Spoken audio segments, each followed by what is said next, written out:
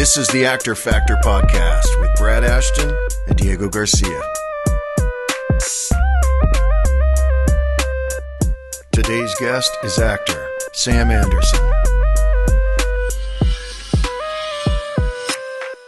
How's it going, everybody? Welcome to another episode of the Actor Factor podcast. I'm Brad Ashton. I'm Diego Garcia.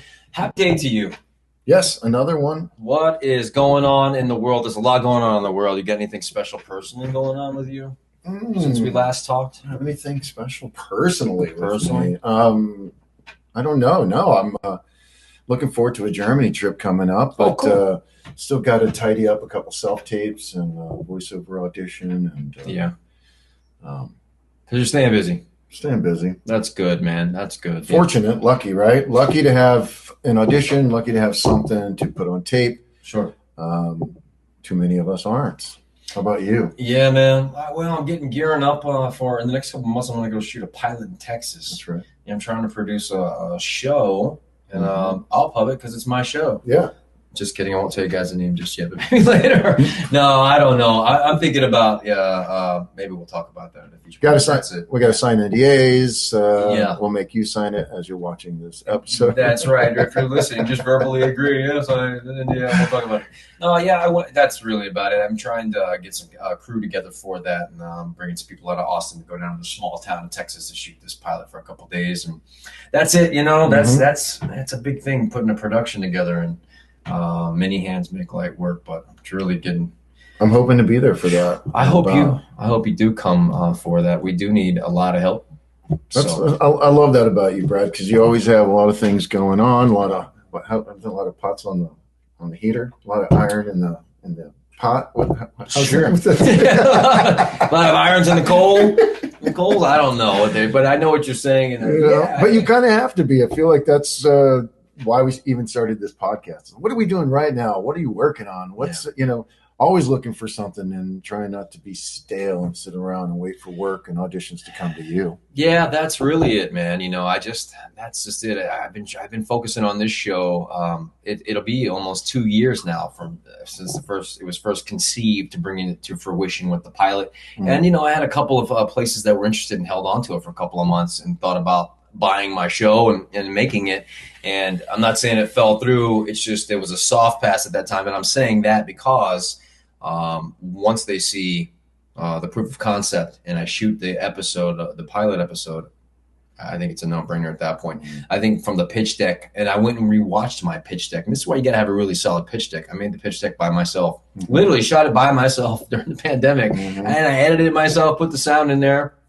So I'm not saying it was the best thing in the world, but I was trying to do too many things. I had too many hats on, and I don't excel in those things. And if I had the proper people help me cut that first teaser together in that pitch deck, I think it probably would have been easier to try to sell it because it would have been a better representation of what my project was. And you think you can find someone before that to maybe help clear that up for the next opportunity? I already shot the new teaser for it. The teaser that I have That's now. True, but as we get into the production, to have somebody in there to be really like, here's all the content, let's do something with it. I've got a showrunner for that. She's bringing in my crew, and I'm just going to direct it. So I've got the proper people in the places to do those things. Nice. Because this is bigger than anything I've done so far. Yeah. And I don't want to mess it up. And we're putting quite a few bucks. You say 2 years, but really, we've heard stories, right, where people have ideas that they've been brewing for 5 years, 6 years. I mean, even 10 years before they see the light of day or get greenlit. Or that's right. So before they even raise the money. So 2 years, I blinked at you. That's fast. But it's like it's got to go through such a process. And then you're ready for being there for the right place, right time. That's right. That's right. And I feel with this one, it's a really, really good show. It has not been done before. I did, a year of research on it, and I put the formula together to make sure this is a very unique show. And it's cool. It's a build show, and I think it'll work really well. I think it really will work well. And I'm excited to get into that. But yeah, that's what I have going on right now. Just trying to put that thing together, and as you know, many steps. And obviously you're doing all the production and you put the show together. You're going to be hosting that show. No, I'm actually no, okay. Man. I'm actually going to bring somebody else in. Oh, fantastic! I'm really just going to direct. You know, just direct. I know we say that when we're doing theater, then you end up acting, doing the fight choreography. No, man, this is. I love that. And if I found a director to direct it, I'd probably allow them. However, if you direct the pilot episode of a show and it gets picked up, you get residuals every episode after that, even though you didn't direct it. I see. So pilot episode directing is the way to go. I would stick around for that unless somebody, you know, if we had a bigger name that could really help push it more, and director that wanted to come in to do it, then for sure. But that's about it on our end. And hold on, let's just pause right there and I'll cut it. And yeah, so that's really it. I would bring somebody in, but that's all I got going on. Forget about what we're doing. Let's go ahead and jump right into our first guest. Are you ready? Yeah, I'm so excited for you guys to meet him. And you probably already know him. Yeah, well, here we go. Let's bring him on. You're listening to The Actor Factor. Everybody, welcome back. We are here with our guest, Sam Anderson, and man, we are so excited to have him. Yeah, I mean, I'm super stoked because Diego's very, very lucky. He knows him, and gosh, I'm just getting to meet him, and I have so many questions. Been very fortunate to call him a friend over these last few years, but before that, we were just I was just in awe of knowing who Sam Anderson was and all the projects that he's been in. Let's welcome him now. Welcome, Sam. How are you, my friend?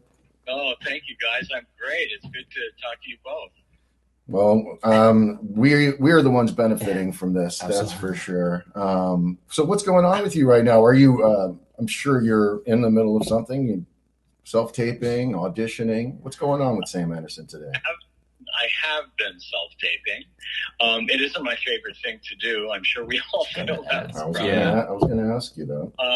But you know, I've actually also been able to help some people coaching when I was teaching my acting class, which I did up until the pandemic.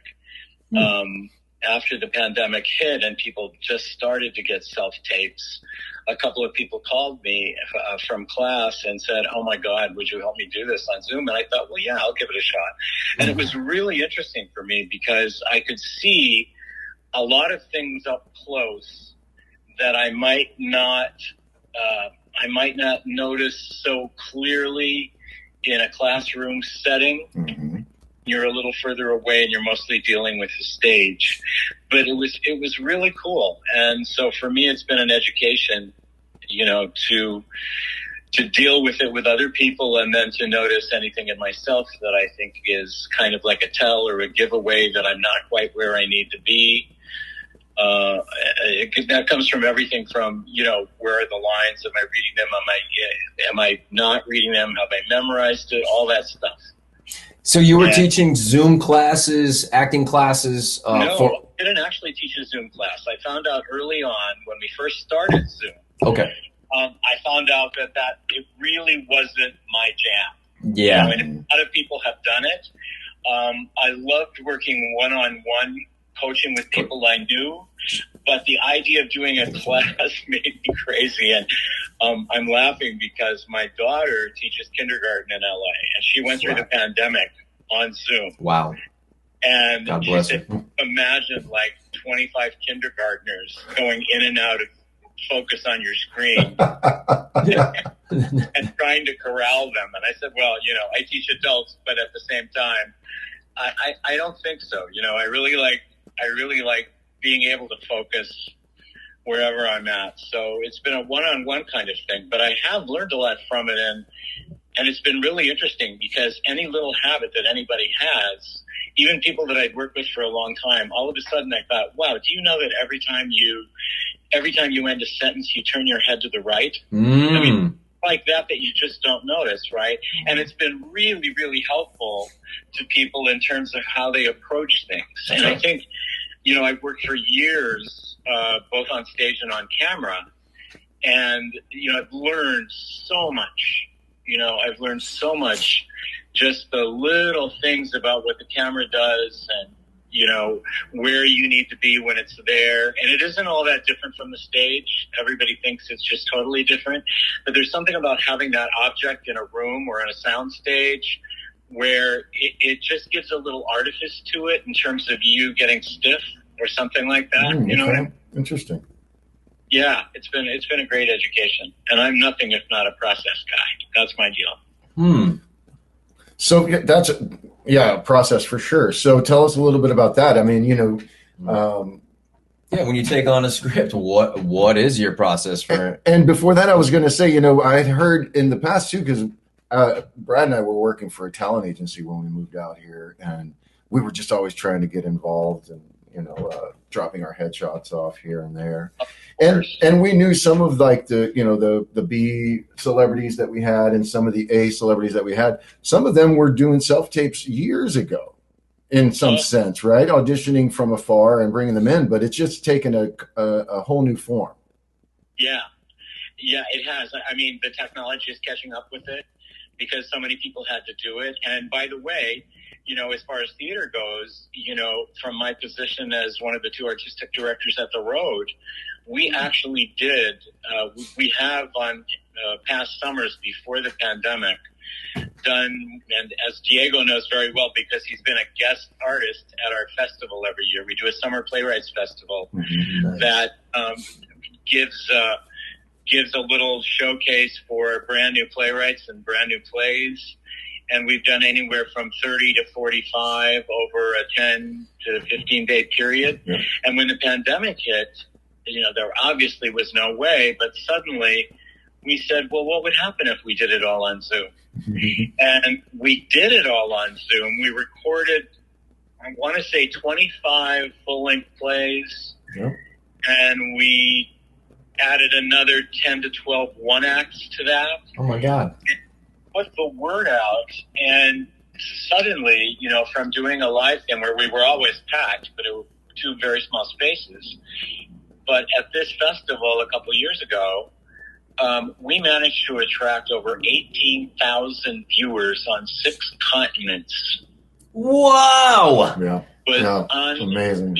For The Road, and it did very, very well, and we were shocked. I mean, once we actually got into it, we thought, oh my God, if we'd really known we were getting into it, we wouldn't have done it.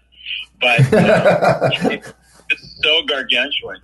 But damn if it didn't work. And it was an incredible experience. It sounds like it, man. That doesn't make, well, congratulations. Oh. Yeah, no, what a great thing. So let's talk a little bit about the process we could have, I was just thinking because of, that when we have guests we talk to, we ask what they're doing during the pandemic. And it seems some people thought that, I can't really get much done. I don't know what to do. But, Mr. Anderson, on the other hand, is like, crap, we're going to do this, Yeah, make things happen. Done. Yeah, you make things. Did you stay pretty active then during the pandemic, or did you take that time to kind of slow down? It's funny that you asked that because literally, right before it hit, I just gotten back from doing a shoot in New Mexico for about a month of a streaming series. And when I got back and this thing hit, we had to close down the theater. Everything just kind of grounded to a halt, and everybody was very nervous about what COVID was and how catching it was, and if you were at risk. And of course, in my age range, I am, like a lot of us are. But maybe I want to say in 2020, when 2020 hit, I just literally, and when I say stumbled, I mean stumbled. I stumbled into two of the greatest jobs I've had in a very long time.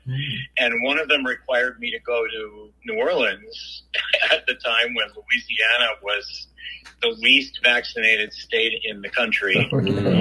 And I was there during hurricane season, so I was back and forth, but I shot a role in the film where the crawdads sing.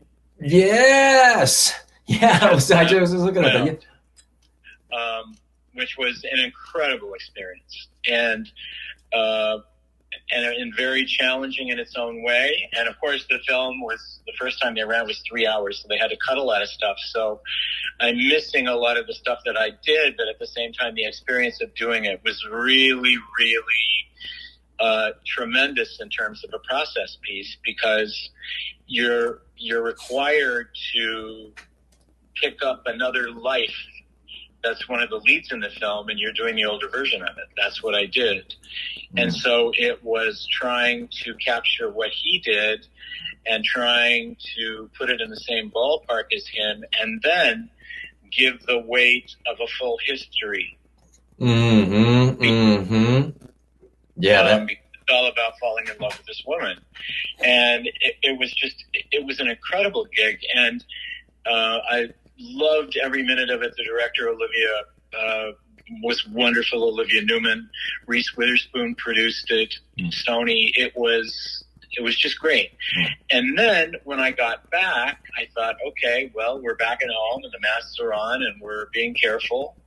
And then I got a call to go to Toronto, and I played one of the notorious Sackler brothers from Purdue Pharma in Netflix's upcoming limited series called Painkiller.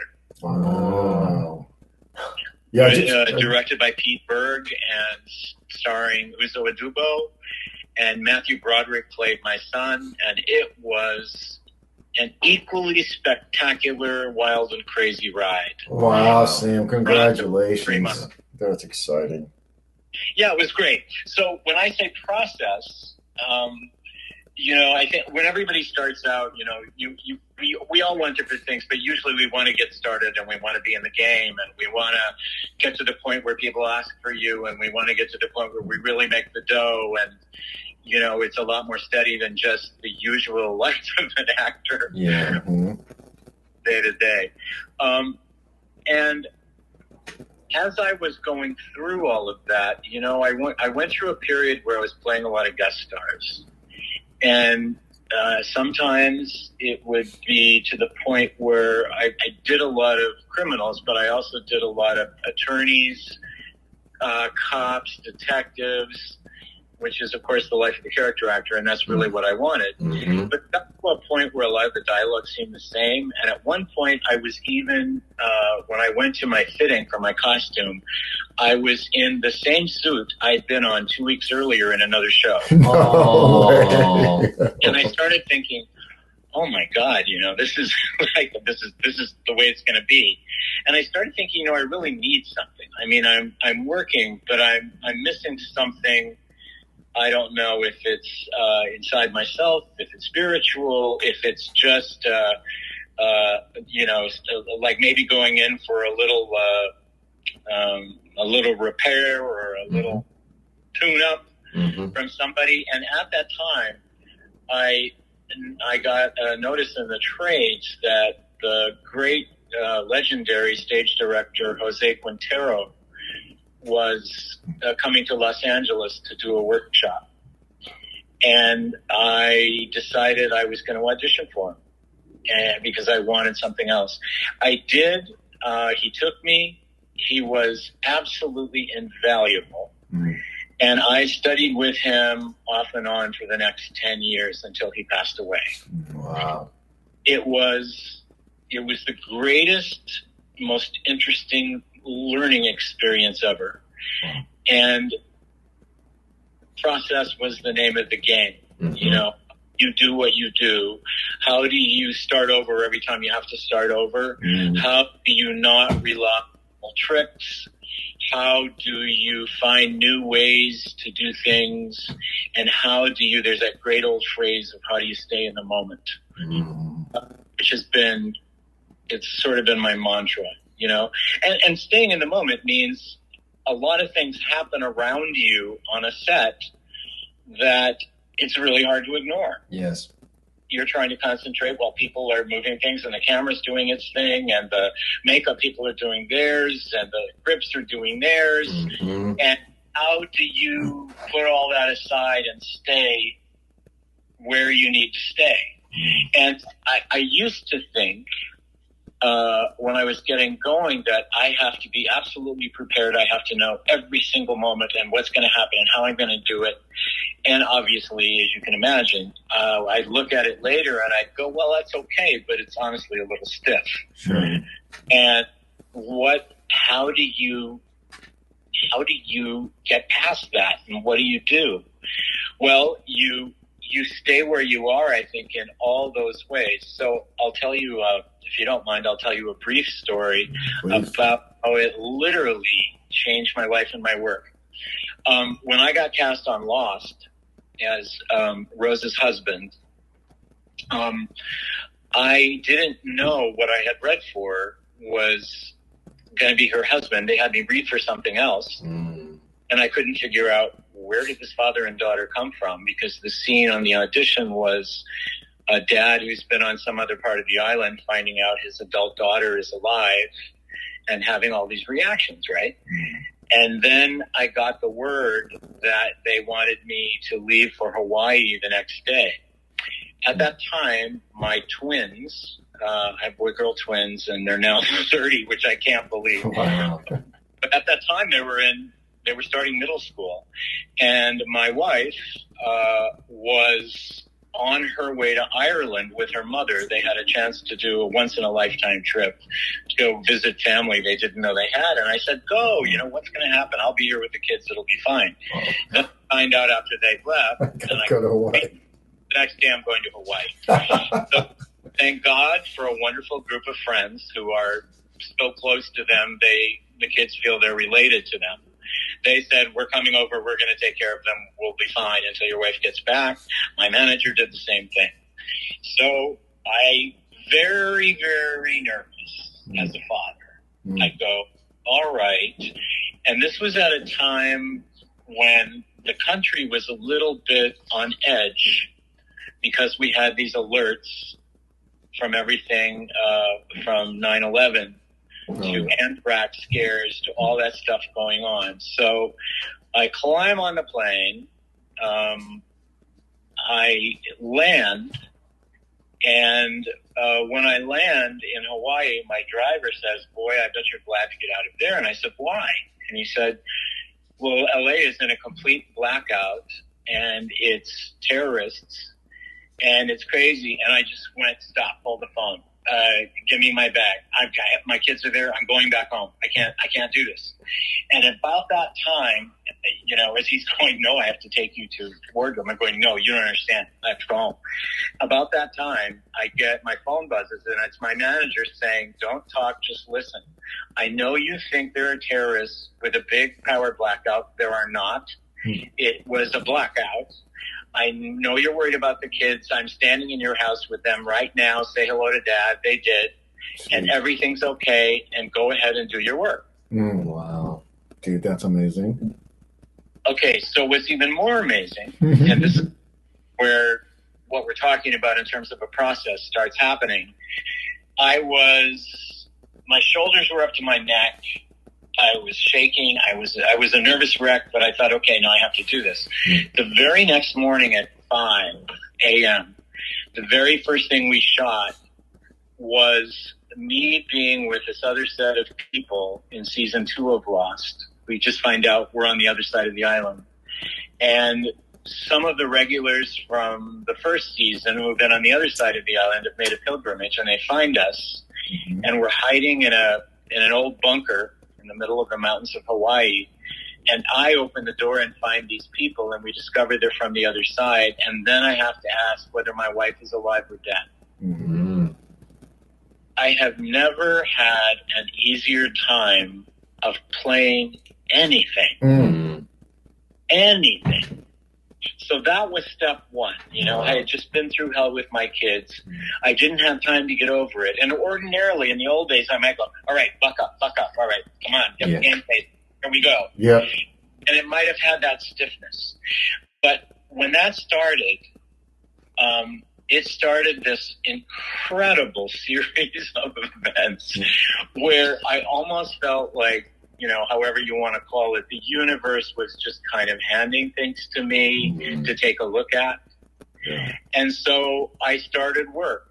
And as I started work, I had never met L. Scott Caldwell, who was playing my wife, who was also there, but they were on the other side of the island, and she didn't know I was alive either. Oh. And I asked the makeup people about her, and they said, well, you know what? She has a different schedule than you, and she doesn't really want to meet you until you have to play the reunion scene, which is coming up in about 5 weeks. I went, wow, okay. Well, that's interesting. So we got to the point where, as we're starting to trek across the island, and I'm thinking about her, and we're playing scenes, it almost becomes this point where where I think I know her. And when it starts to air, when the episodes start to air, I'm watching them from my hotel room and I'm seeing what's going on the other side of the island. And before I even know it, I'm looking at her and I'm tearing up and I'm going, there she is. I hope she's okay. Oh my God, Sam. Wow. You know, we talked about, I took a course, you know, how to prepare or baggage up all your emotional tools for anything, right? So you can dig in that bag and pull something out appropriate for the scene. But what you're saying is that because of everything you were going through, it was very easy for you to be in that place because of the scene and because you were missing your kids and all that. I mean, what a wild feeling to be in the scene and to roll with that. I think the universe was speaking to you and saying, hey, we're knowing you're going to do this, and here we are helping. And what an amazing story about your manager standing there with your kids, and that wasn't a hostage situation, you know? No, that's... So, it's all circumstance, right? But if you're somebody who has been like, let me get this together myself and let me whatever, I found if I just opened my eyes and opened my mind and dealt with what was around me, the emotions that I might previously have been afraid I couldn't come up with, and every actor has them. Oh my God, what happens if I'm dry and I can't cry? You know, and they're going to blow menthol drops in my eyes so I can cry. I didn't want to do any of that. And that whole job in over 6 years changed every part of my process. And with her, one of the greatest scene partners of all time, we could be doing the hardest scene in the world and the lighting. We could be on the beach and we're supposed to be someplace else, like in New York. We could be doing a scene and the lighting, the trees could fall over, you know, the wind could blow. They'd have to stop and stop and stop. The boat we're on is like in big waves and somebody's cautious. And we just picked up any time we had to from where we left off. I never tried to do anything, and that's the difference. When I came back from all of this was really percolating in my head, and I just kept using it. And then I decided, after my teacher passed away, Jose Quintero, I decided I really wanted to teach. And I wanted to teach because when people asked me to recommend somebody here in LA, I really just couldn't. And what I didn't want to do was that old school of let me browbeat you and scare you into trying to be a good actor. I wanted to just talk about the process. And so that's what I started to do. And so when we got into the subject of auditions, this is where it really got easy. As if the thing with Lost, you know, the way the job happened wasn't enough. Let me just tell you briefly about the audition. And this happened before all the chaos at my house with my wife going to Ireland and all that stuff and the kids going to school. So, you know, I had the audition a couple weeks before, and it was such a good part, even though I didn't know what it was, that I thought, okay, I am not going to do my usual, where once you get in that audition room, you know, everybody is either mouthing the words to the role, trying to remember it out loud, or they've got a tape going that they're listening to and talking out loud to, or everybody's looking at everybody else. It's just the most nervous place. It really is. And the most distracting place in the world. So what I said to myself this time was, I am going to make sure I get to the casting office. I'm going to sit in my car until there are 5 minutes left, and then I'm going to go in so I don't have to deal with all that, and I'll just do the audition. So that's what I did. So I go to the casting office, and I go into the guard's office, and he goes, well, can I help you? And I said, yeah, I'm here for the audition for Lost. And he goes, oh, it's not here. It's over at Disney Studios. It's you know, across town. What are you talking about? So like a madman, I run to my car. I drive crazy. I go across to the other lot. I have to go through the guard gate. I'm waiting in line. I'm a nervous wreck. I get to the parking lot, and of course the only place to park is on the 4th floor. I don't have time to wait for the elevator. I run down 4 flights of stairs. I run across the lot. I run to the Lost production office. They're upstairs. I run up another flight of stairs. I walk in the door, and literally, as I walk in the door, and there's a room full of actors waiting, the door opens from casting. April Webster, wonderful, wonderful casting director, and old friend, opens the door and says, "Sam, come on in." Yeah. Right? So I have a choice. I have to make it in a second. I can say, could I have 10 more minutes? Because a lot of people do that. And I just thought, I'm not. I felt like a crazy man, but I thought, this guy feels like a crazy man. So I just said, no, I'm fine, let's go. So I walk into the room, I slate, Damon Lindelof is there, along with our other executive producers. And they said, "Hey, how are you?" And I said, I'm good. They said, do you want to ask anything? I went, no. No. And I just had that thing going on because I just done it. And so anything I needed to do just came out.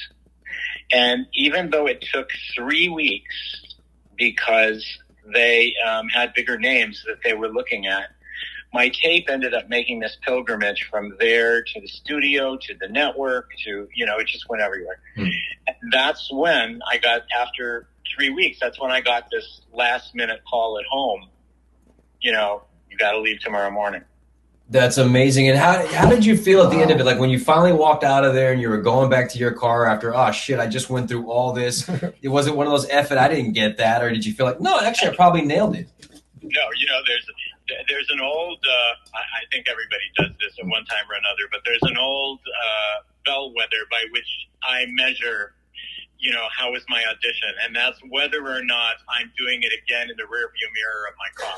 Oh, there you go. And did you? You did. No, I did nothing. I just went, well, that's it. They can do whatever they want. I feel good. I'm going home. Wow. That's epic. Oh, man. Because that was like that, I started to use that everywhere I went. And here's where it became really fascinating in terms of just the process, right? So I started to think about it with other actors. And of course, in my class, people were talking about the nerves of auditions and how hard it was and everybody else in the room. And so I said, after this experience, I said, well, I changed so much in the whole idea of what preparing means. And by that, I don't mean, you do your homework, you read the script, you figure out who it is in some way and what you're going to do with it.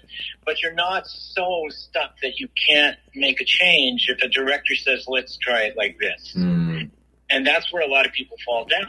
They've got, no, I've got this going. I'm going to do it like this. And they're not even sure how to change it. But staying open is honestly, in my book, it's the only way to do it.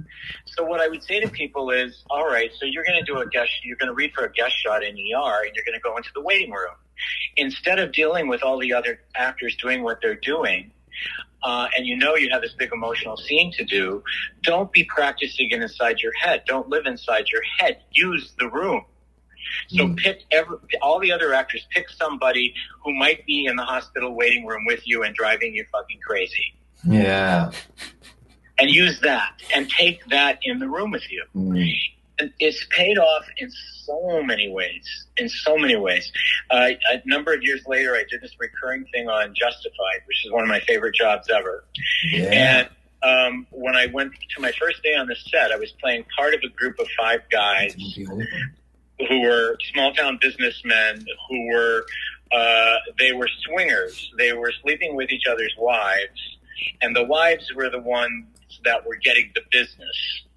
And they were kind of, overwhelming the whole town with all this stuff. And all of them were crooks. So I go to the set, which is a big old, very brightly colored house in Altadena that looks like it might be in a small Mississippi town. And it would be the most expensive house in town, but it's so garish, you don't know where to look. And when I was ready to do the first group scene, I just found myself going onto the set and sitting in a chair, an easy chair. And I'm looking around and I'm looking at all these other people there, and I'm starting to form an idea of what I might do or what I might be. Because I know I'm an undertaker, and I know I have devious undertaking practices with poor people's families. But when they come to the idea of the wives doing all the work, I found myself just thinking, well, what if I was the only one who didn't have a wife right now? But I got the dirt on everybody else. And so I thought maybe they'll force me. So the wives in this scene were all extras, right? So the AD, who was in charge of all this organization, came over to the five of us and said, you guys, I want you to pick a wife, okay? And so the other guys going, fine. And they're looking through the extras and they're picking a wife that they think would fit their character. And I just said to the guy, how about if I don't have one? And he just looked at me and he goes, oh, okay, your choice. So what happened is that led to a very interesting recurring story for this guy about his ongoing battle with, Boyd, the evil dude, where we just had a one-upsmanship game that was very, very dangerous. And ultimately, the writers and the producers gave me a mail order wife from Russia. Wow. Who became very interested in Mr. Boyd. Oh my God. Our relationship was falling apart. It was just great. I can't even tell you. So That's cool. You see, from just those little, let me just be present. Let me just look around. Let me see where I'm at. Let me see how I fit into this. Mm-hmm. It can happen that get you out of your head from going over your lines a million times because you think you're not going to remember them, or being worried about having an emotion you're going to have. Mm-hmm. And that has just served me so well. It's kind of like your own private improv. Yeah. Sounds like The Secret. Just a secret, It's like just a little bit of knowledge, but if you can somehow take that information and really, really process that and be what you're saying, what a great feeling to be in a scene and feel like you don't have to be concerned that this is going to be stale or tight or stiff. It'll be more natural. Yeah, and honestly, I don't take myself that seriously to say, and now I'm going to write The Secret forever. I'm not that guy, but I am the experience guy. I'm the guy who loves the experiences and loves to process them. And I love talking shop in that arena. I don't do it so much always with the business part of it, because that's always been a little difficult for me. Thank God I've had good representatives. But with the actual process of how we do this and how many different ways people can come to it that work for them, man, I'm all ears. It's just great. Sam, out of all these projects and things you've worked on, I was just looking that on Justified, that's Walton Goggins that was a part of that. Yeah. It's so funny because the agency we used to run submissions for, Walton was one of the clients there, and so we got to meet him a couple of times. What a great guy. Oh yeah, totally. I love working with him. And we hated each other when we were working together. Yeah. He's a really, really good guy. Which leads me to, you've worked with so many talented actors. What are some of the memorable moments for you? Oh man, there's a million of them. I know. I'll tell you the ones that touched me. Really touched me. Angela Lansbury, who just passed away. Mm-hmm. I did 5 or 6 episodes of Murder, She Wrote as different characters. Mm. And there has never been a class act like her. Mm. Just a true professional who's been around the block and still, she had the stamina, and she had the professionalism. And the other thing she did, since it was her show and she produced, she happened to find out one week that there was a young actress, a beautiful young actress in Hollywood, who had gotten MS. Mm. Through the grapevine, she discovered that she hadn't made enough to keep her insurance. So the next there's a recurring character on the show that is a secretary for somebody who is played by an actress with MS. That's what we want to find. And it was her. Wow. That's really cool. Special. How cool. Never, ever left my mind. She was really one of a kind. Another one that did it, and these are guys from way before your time, and in a lot of cases even mine. When I played the horrible cardiologist, Dr. Kaysen, on ER for a number of years, Red Buttons was a guest. Red Buttons, was like the legendary second guy he won an Oscar for Sayonara with Marlon Brando. He'd been around forever, Mm-hmm. And he was in a bed for this whole episode, and we were dealing with him. And I started watching him because he never left the bed. And when they would start a master shot, and I'm standing right above him, when they start a master shot, he would play it a particular way, and his physical body, was a little more animated than the bed. When they would come up to the foot of the bed for a medium shot, he'd calm that down a little bit, but his face was a little animated, medium shot. Mm-hmm. When they came in for the close-up, nothing worked but his eyes. Everything else took a break, and everything was in his eyes. And he ended up, dying in this episode. It was all I could take. And after a couple of days of this, I leaned down to him. He was very nice, but I took a little chance, and I said, you're really sneaky. Mm-hmm. And he said, what? And I said, you are so sneaky. And he goes, what do you mean? And I said, I have watched how you do this. And everybody says there's not a big difference between film and stage work. And I know there really isn't.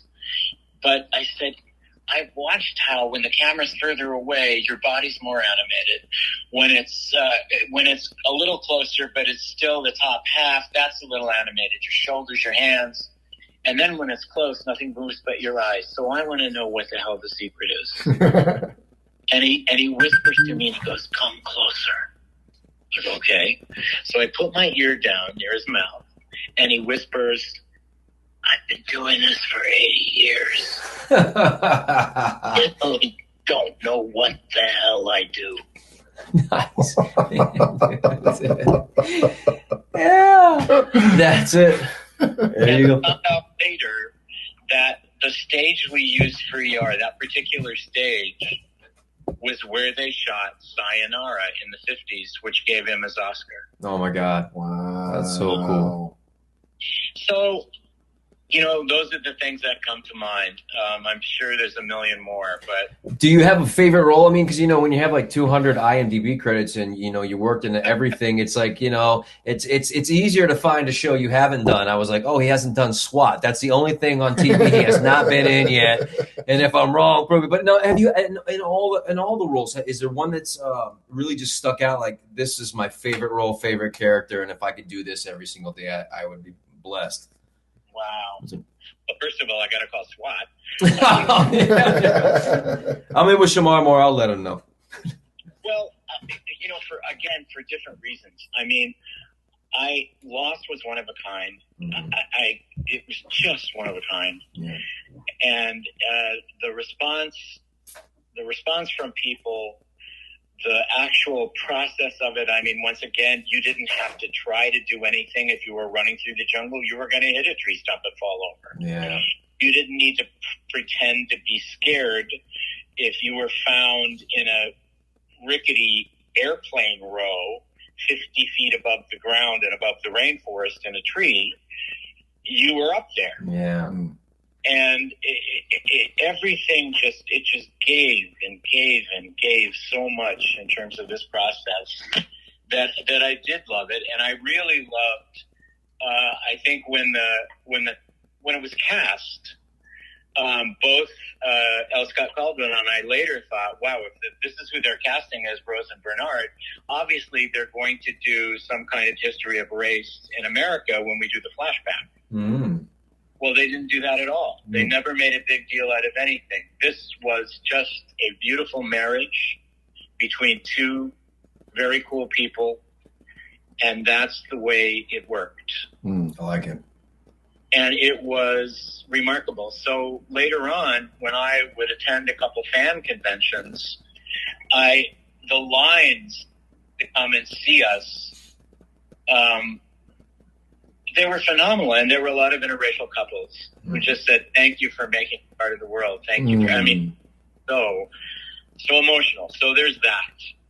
I'd also say, even though I wasn't there for a long time, a role that followed me around for years was Forrest Gump. Mm-hmm. Yeah. Yep. And the crack up to that is, I shot like a big scene in the office where I try to seduce Sally Fields, and it works. And we shot, I don't know how many takes. It was the first day of the shoot. It was a very long shoot. I adored her. We had a wonderful time. I adored Bob Zemeckis. And at the end of the day, I thought, wow, that's done. That's the big scene. That's great. So I was ready to kind of go back to the hotel. And they said, oh, no, come with us, you know. And I said, what are we doing? Oh, we got to go do the orgasm. What? And we were in an elementary school in Beaufort, South Carolina. Zemeckis, the sound mixers, 3 or 4 other people and the script gal, almost all of them were men. And Zemeckis said to me, you know, we want this horrible sound when you come out of the house after you've slept with her. So you have to let us know that it's really disgusting sex. You can't make it so specific that the little boy who was cast as Forrest asks questions about it because he doesn't know anything yet and his mother doesn't want him to. You can't make it anything like Meg Ryan having an orgasm and when Harry met Sally, which had just come out. Hilarious. And yet it has to be disgusting. So I'm going, man, after this job, I'll have no shame left for the rest of my life. And so all I could think of when they put it all together was this pig, this literal squealing in the barnyard pig. And the kid had to imitate the sound, and it made him laugh so hard. He just absolutely loved it. But we finally got it, you know. And then I went home after the second scene where he sees me coming out of the house and he makes the noise at me. Mama sure cares about your schooling, boy. That's it, man. I love it. Do you know when the whole school scandal of parents paying to get their kids into school and pretending they were on some sports team, but they weren't? Remember that? Yes. People went to jail for that, et cetera, et cetera. Yes. During that time, I guess someone informed me I became a meme. And the meme was a little clip from the scene of Sally and I where I'm saying, where I'm saying, is there a Mr. Gump, Mrs. Gump? And she says he's on vacation, and we're going to do it. Yeah.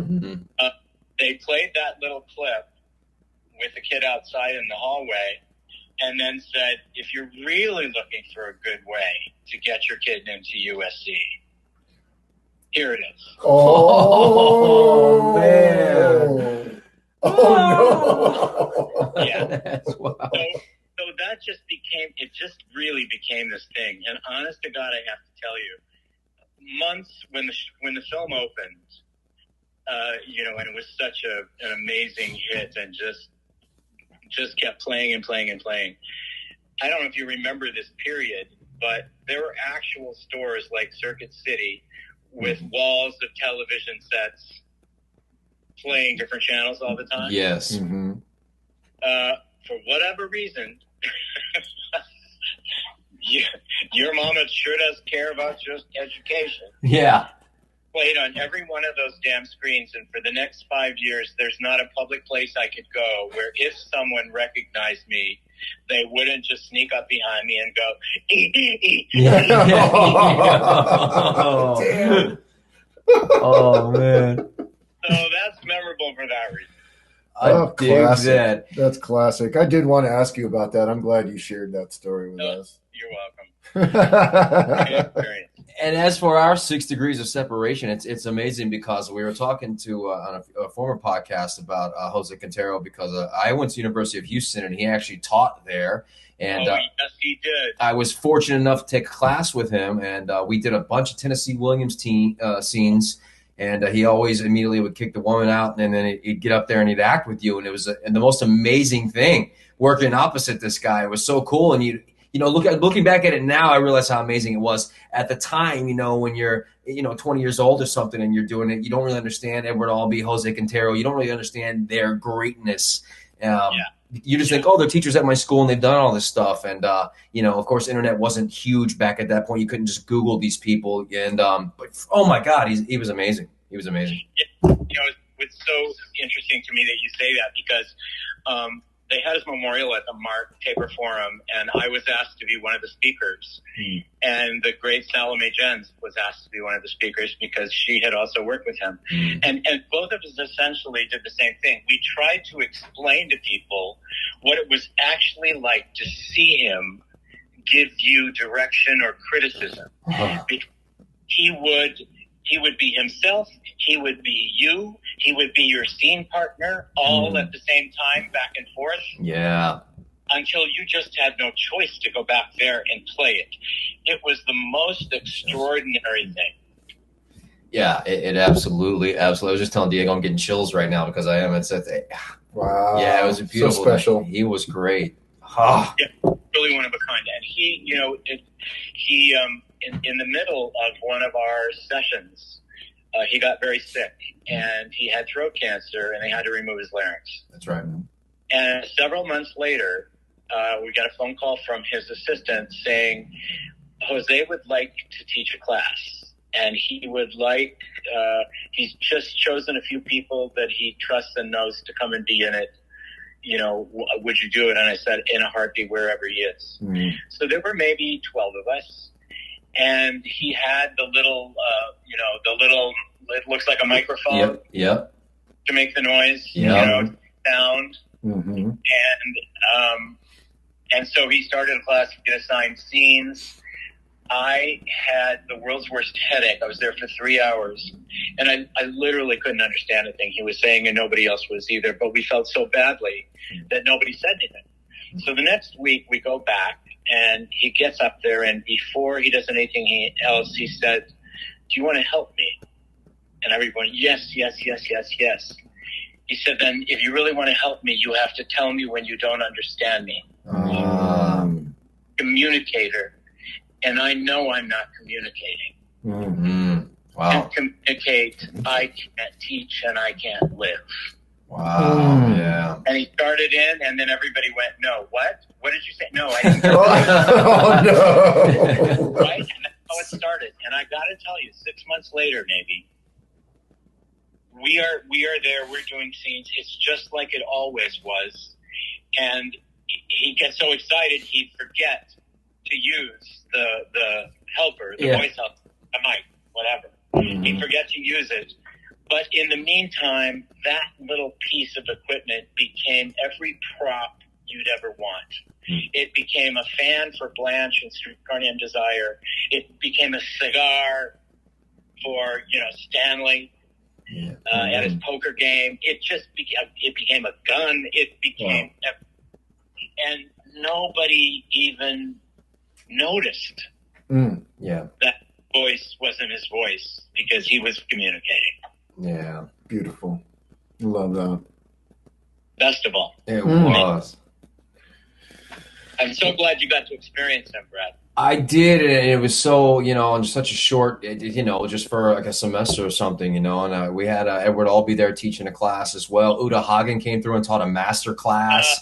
Great. And it's like, and then they're gone out of your lives, or you move on and, out of college and do something else. And then you think, holy shit, these people and the knowledge it dropped on me. And those were the greats who were doing it. They started it all,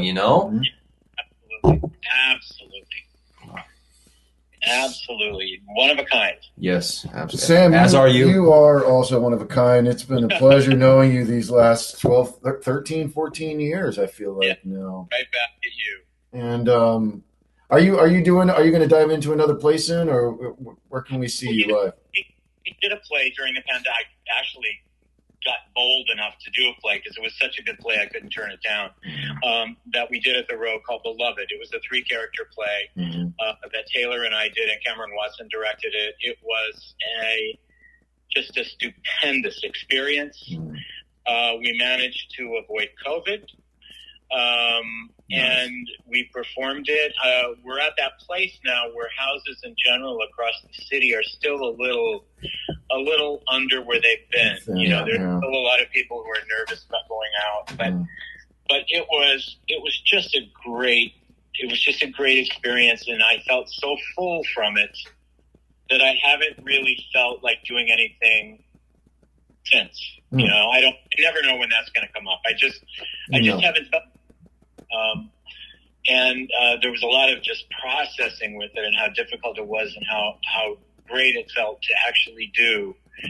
And I realized that afterwards, coming out and meeting people with everybody masked, half the time you don't know who anybody is. Yeah. Don't know what they're saying behind the mask. So, the conversations that you want to have with people that you love and you haven't seen for a long time are harder to have. And I thought, boy, I hope we get through this soon. But it still comes and goes. And I've heard it all over town, where just when you think it's done, there's a little flare up. There's a flare up and a positive test, and everybody has to get tested and all of that stuff. And boy, I just hope we continue moving in that direction and people get the vaccines that are available. Sure. Get everybody healthy and get out of this. Well, sir, we want to wish you the best. Good luck in new projects and all the auditions, and hope to see you soon. Let's have a coffee soon. And thank you so much for taking your time out. I'd like to. It'd be nice to meet Brad in person too. Well, let's set something up and just have a little breakfast somewhere sometime. Love it. You got it. We'll talk about golf. We don't play. I play a lot, and I love to talk a lot about it. All right, there you go. I might have a sentence about it. That's about it. Thank you, sir. Have a wonderful day. Enjoy your day. Thank you so much for allowing me to remember all this stuff. It's great. We appreciate the sharing. We'll see you. We'll see you very soon, sir. All right. Thank you. Thank you, Bye. Sam. Goodbye. Bye, Sam. You're listening to The Actor Factor. That was so cool. Oh my gosh. You have a Hollywood great who knows a bunch of Hollywood greats. He's been around forever. Yep. Oh. I know. In the back of my mind, I'm like, he's a friend of mine. Do I talk about that one scene that everybody loves in Forrest Gump? Yeah. Yes, you do. You absolutely yes, do, because that's what everybody wants to know about. And what a career. I loved how he really loved it. He kind of was like, let's just talk about the process, like from the get-go. We were just wanting to get into that, and jump right in and be full of information, and it made for an epic interview. That's probably the best advice for new listeners, people who are getting into the business, to just kind of, he said something about the eyes, like just believe what you're saying, right? There's that commitment factor there that happens when you take in the dialogue. Yeah. And you bag up all those emotions in your life, and you have them stored, and you just have them ready when you need to peel at one of them. That's right. You got to use your real life experiences and do something different. Don't do the cliche audition. Try something a little bit different, unique. Stand out a little bit. Go with how you're feeling that day sometimes, as opposed to trying to force something on that. That's right.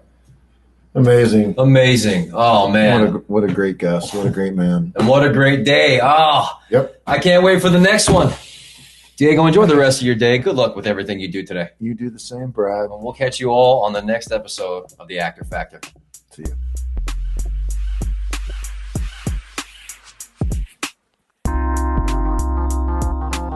This has been the Actor Factor podcast with Brad Ashton and Diego Garcia.